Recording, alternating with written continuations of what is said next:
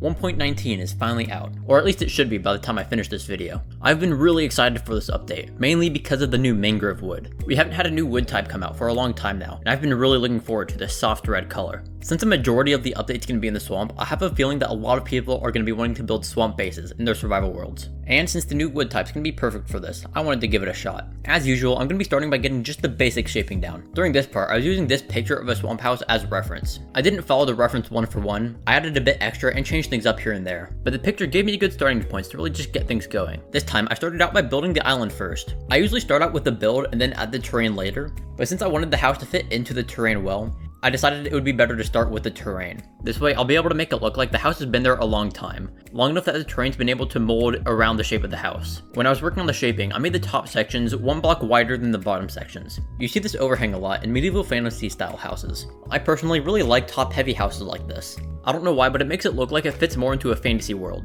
If you haven't noticed, yes, the roofs are unsymmetrical. I did it on purpose though. I find that having an unsymmetrical shape on roofs helps to give it a more wonky or rundown feel. Maybe a branch fell on the roof and knocked just one side down. Or perhaps over the years, gravity just took its toll on one side of the roof and make it dip a bit lower than the other side. I find that having any sort of imperfection in a build like this makes it look a lot older and gives it a bit more character. For the detailing, on the top wooden part, I added a trim around the corners. This helps to make it look a bit more structured, since the wooden portion would already be the least structured part of the house. Plus, adding the extra width with the frame will help to add to the top heavy feel of the house. For the roof, I tried to do a gradient using the new blocks. I did a lot of experimenting and ended up with the transition going from mangrove planks, spruce planks, jungle wood, to muddy mangrove roots. I've found the muddy mangrove roots to be very useful in this build. I've been really liking the dark brown color that it has, and along with its unique texture, I think that it'll be very useful in future builds in this update. In this build besides in the roof, I used it as a lot of the darker muds in the terrain. I used the muddy mangrove roots to help transfer from the terrain texture into the bottom stone section of the house. For this section, I decided to use a deep slate gradient. I kept the darker blocks on the bottom and had it shift all the way up to smooth basalt on the top. For the terrain, I already had the idea to have the house be on a central island in the middle of a swamp. I used the muddy roots again combined with some soil to act as some wet ground underneath the water. I wanted to make some custom mangrove trees for the swamp because let's be honest, the old swamp trees aren't that great. One thing about these mangrove trees though is that I haven't actually seen the vanilla mangrove trees yet. Even now, I still haven't really gone into any of the snapshots and looked at any of the mangrove trees. So I have no idea if these are similar to what's going to be in the game or not. And plus, here's a little secret for y'all. I'm not actually in 1.19 in this. I'm using a texture pack. Haha, had y'all fooled, didn't I? After I placed all the trees around though, it was time to fill in some smaller plants in and around the water. If you didn't know, you can make some pretty cool looking cattails by using some green stained glass and a brown candle. I scattered these along with some of the blue flowers around the terrain, just to add a bit more color. Guess what? Believe it or not, I actually did an interior for this build. I know, really? The main reason I don't do interiors that often is first of all because I'm lazy, but also because they're hard to record using replay mod. For this one though, I'm just gonna do a quick walkthrough in first person while I talk about what I did. One of my struggles was figuring out how to connect all of the doors I used. I had like 3 doors all connecting to the first floor. Usually I try and avoid this, but I felt like this house just wanted to have a lot of doors, and I don't know why. I was able to fit in all of the entrances though because of the minimal detail I used on the bottom section besides the gradient. I mixed in the muddy roots again with pretty much everything. It adds a lot of texture to the interior and makes everything look a lot more dirty and gross. I scattered some shelves around the walls and I filled them up with melons. Why melons? I'm not sure. They kind of fit with the color, I guess. And plus, whoever's living there does need food. One thing that I really enjoyed messing around with was the frog lights. We really need a lot more light sources in the game. I feel like the frog lights are going to be really useful in future builds. Depending on how the frog lights end up sounding when you place them down, they might even outrank the shroom lights for me.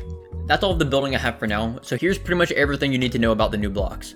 The color of the mangrove wood is amazing. Using it in some oriental style builds might be useful, and the muddy roots seem to be very useful for terraining, and it's also good for adding a muddy texture to anything that already has a sort of darkish tinge to it. Some of the blocks though that I still need to work with is the reinforced deep slate and the mud bricks. I didn't get a chance to work with them in this build just because they didn't really fit.